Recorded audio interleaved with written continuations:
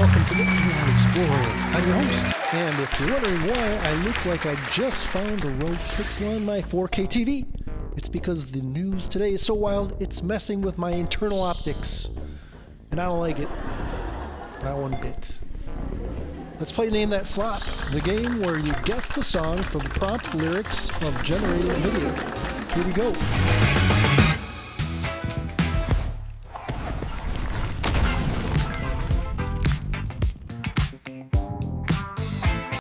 Seriously, folks, I've seen some things. Like my neighbor trying to parallel park a smart car with a flat tire. But that's a story for my therapist. And tonight, we've got some tech tales that will make you either want to invest your life savings or bury your head in a pile of pre-AI encyclopedias. Let's dive in, shall we? First up, folks, prepare for a plot twist worthy of an M. Night Shyamalan movie. If M. Night Shyamalan actually delivered on his plot twists, Nvidia, the chip giant, just got the green light from the Trump administration to sell their advanced H20 AI chips to China. Now, if you remember, just a few months ago, this was more forbidden than asking a guy his age. CEO Jensen Huang, who probably has more frequent flyer miles than most airlines, said the US government assured Nvidia licenses would be granted. Apparently, money talks, and in this case, screamed louder than my cousin Jerry at a buffet. It's like finding out your ex-fiancé is now dating your best friend, who also happens to be your business partner. Awkward. Alright, next up, the legal eagles are circling, and this time their prey isn't a low-flying pigeon, it's your data! Class action lawsuits are starting to target companies using generative AI tools. Apparently those innocent-looking AI chatbots transcribing your customer service calls might be doing more than just giving suggestions to human agents. Lawyers are dusting off old privacy acts, probably from a time when the internet was still just a twinkle in Al Gore's eye. So, if you've been chatting with an AI about your embarrassing rash, or perhaps your questionable spending habits, just know that somewhere a lawyer is licking their chops and thinking, yes, they are. And now a story that proves Google isn't always trying to sell you something. Seems kind of weird though. I mean, sometimes they're just trying to get you hooked. Google is offering free access to its premium AI Pro plan, usually a hefty annual fee to Indian college students. This includes Gemini 2.5 Pro, deep research, and even enhanced notebook LM features. So for all you students out there, stop complaining about your tuition.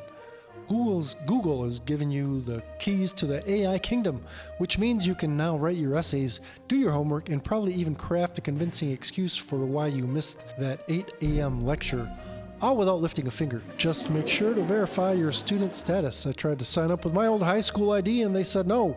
Said my picture looked like I was still trying to figure out what a flip phone was. Alright, let's talk quantum because quantum is so dang easy, said no one ever. Researchers are now using today's quantum computers to simulate complex molecules. This isn't just about making really cool screensavers, folks.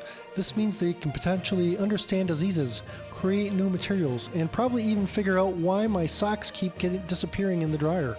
They're combining density matrix embedding theory with sample-based quantum diagonalization.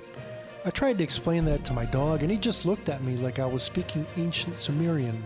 Honestly, these quantum guys are operating on a different level. Probably a level where they don't have to deal with slow Wi-Fi or people who stand in the middle of the aisle at the grocery store. Finally, let's talk about the Pentagon, because when you think cutting-edge AI, you naturally think government bureaucracy that still uses fax machines. But hold on to your hats, folks, because the Pentagon has awarded contracts to several leading US AI firms, including Elon Musk's xAI.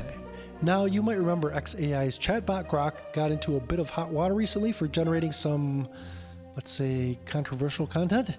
It praised Hitler and made some rather spicy remarks about Jewish representation in Hollywood.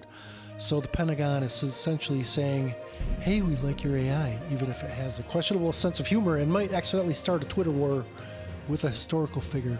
Yeah, it's like hiring a stand-up comedian for a corporate event, knowing full well they might roast the CEO's questionable toupee.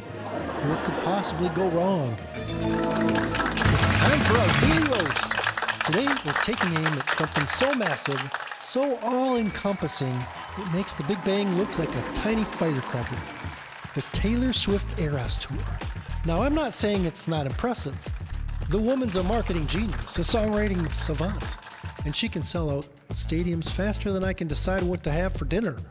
But here's the thing. In a world where AI is writing our emails, driving our cars, and probably soon performing our root canals, the Eras Tour is a stark reminder of human imperfection.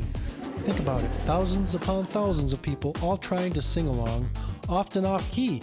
Dads reluctantly holding up signs.